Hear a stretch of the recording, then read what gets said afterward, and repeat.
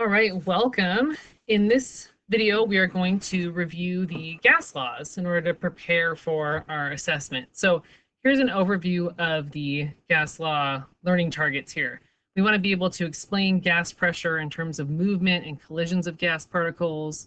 We want to know the relationships between volume and pressure, temperature and pressure, temperature and volume. So we want to be able to predict that relationship and also explain why that relationship exists. Again, we want to think about what's happening at a particle level with the gases. That's what we do in chemistry. We kind of focus on what's going on at a particle level.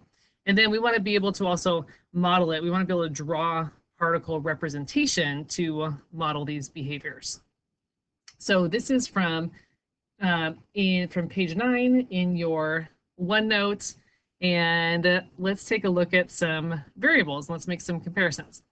So we want to, for each set of variables, we want to explain what the relationship is it direct or inverse, and explain why. And we want to be able to draw a picture to be able to model this as well. So this first one is volume and pressure. And we did a lab with this. This is where we had the syringe that was hooked up. And as we changed the volume and we took a look at the pressure, we should have noticed that as the volume increased, the pressure decreased. So this is what we call an inverse relationship. So inverse means that as one thing goes up, so like as the volume goes up, the pressure is going to go down, or vice versa. If the volume goes down, the pressure is going to go up. So that's that relationship there. We want to be able to explain why this is. And the really key thing to this explanation is we need to understand what pressure is. So let's make a note of this up to the top. The pressure is amount of force over a certain area, okay? And what is causing the force is being caused by collisions of the gas particles. So what's happening as the gas particles are bumping around, they're slamming into the walls, and whenever they slam into the walls, they exert some sort of force. And the stronger they collide, or the more they collide, the greater the force will be, so the greater the pressure. So let's take a look at an example here. So if we look at a volume, like let's say that, and notice that we're assuming we only want to change, we only want to look at two variables at a time, so we're assuming these other variables are staying constant. So we're going to say, what if we have a big volume, let's say we have 1, 2, 3, 4, 5 gas particles in there, and they're bumping around, okay? And then let's say we shrink that volume, but the number of gas particles is staying the same. So we want to make sure we're only changing one variable, and that is the volume. So now we've got the same number of gas particles, but they're bumping around in this smaller space there.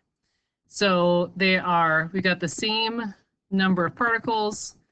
They are moving at the same speed because we didn't change the temperature, right? Temperature stayed the same.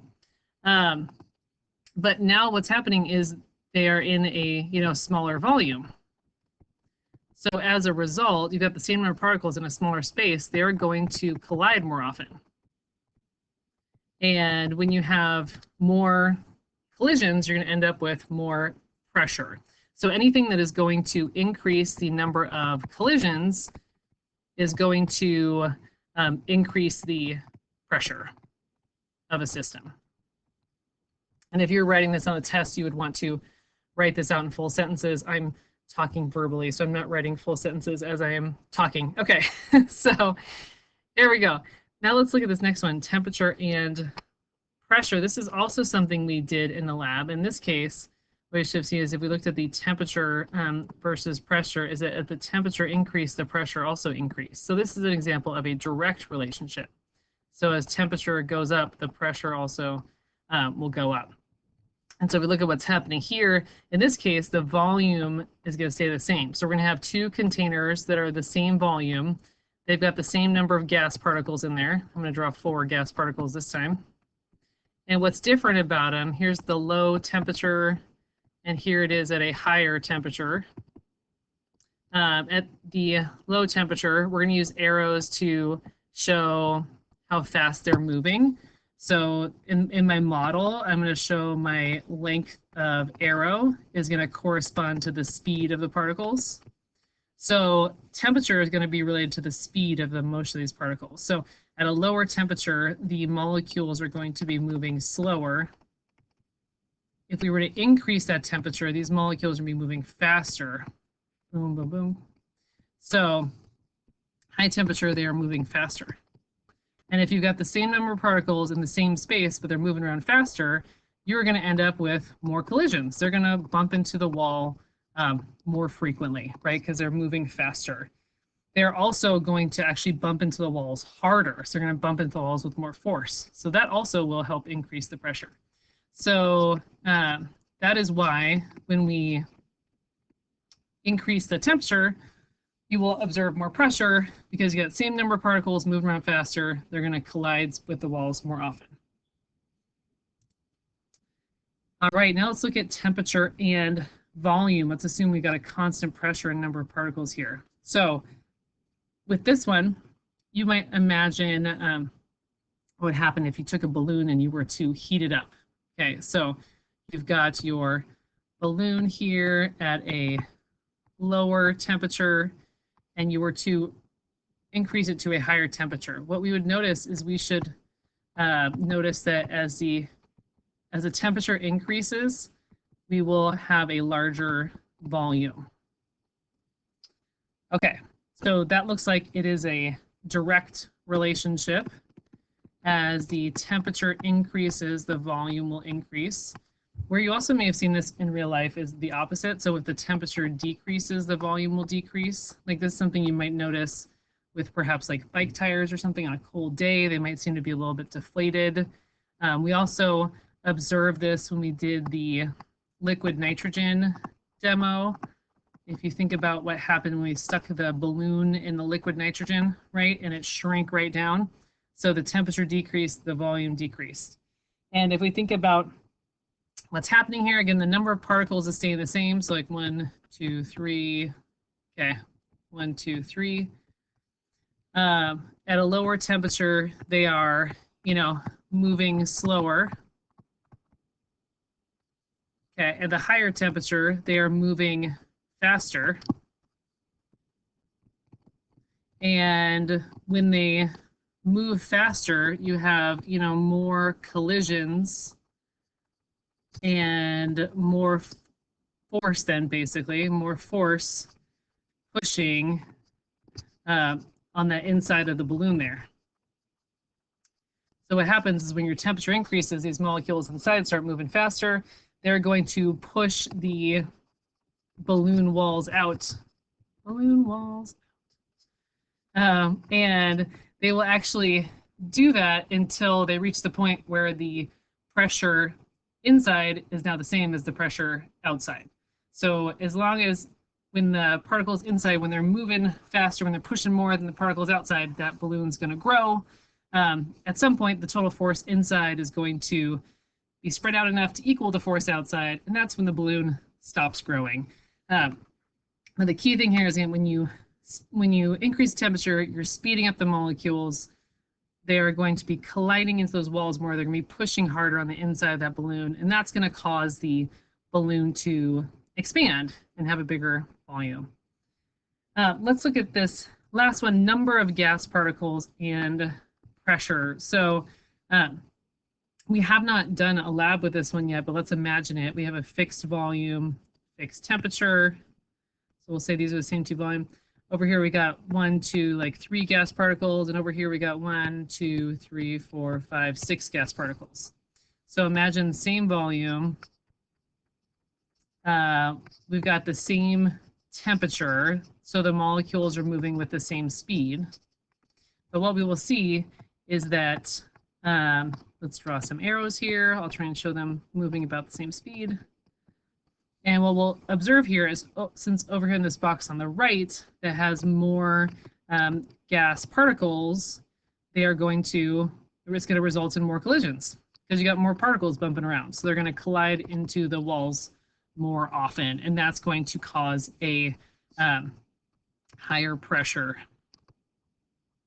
Whereas over here, we've got fewer particles.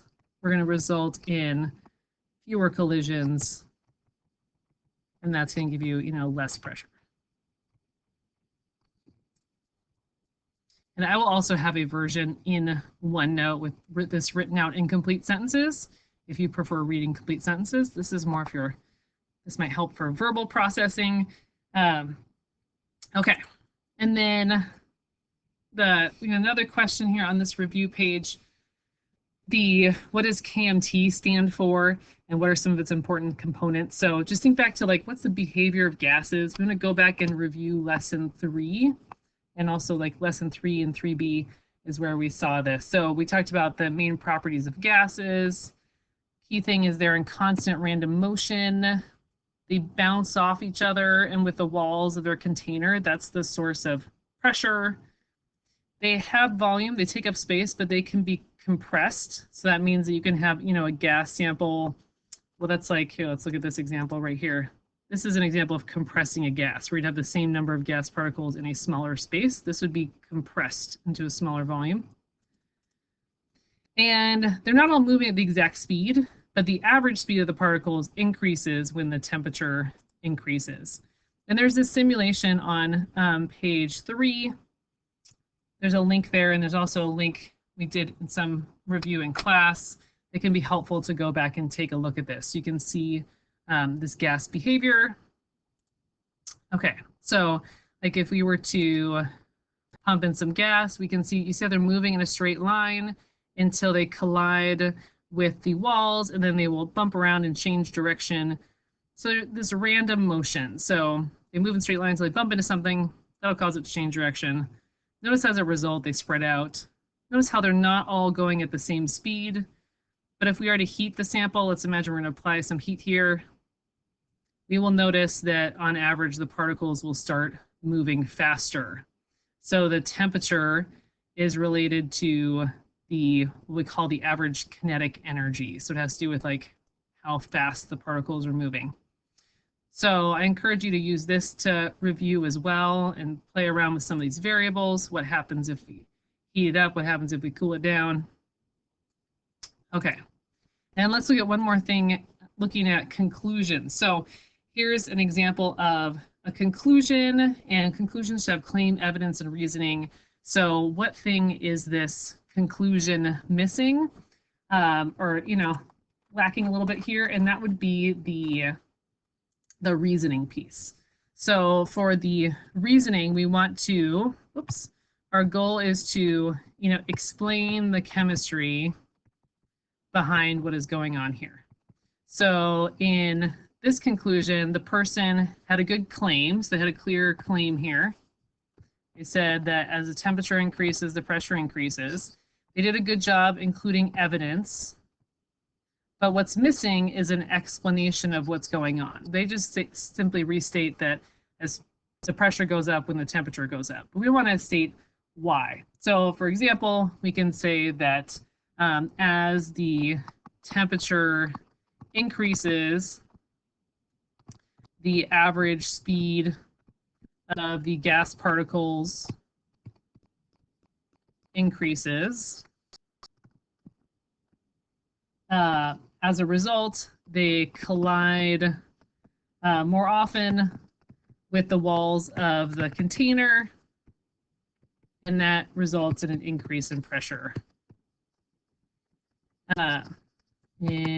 Increase in pressure. Okay, so I'm trying to write and talk at the same time. Okay, so that would be the piece that would be missing from this part of the conclusion. All right, hope that helps. Let me know if you have any questions, and thanks for watching.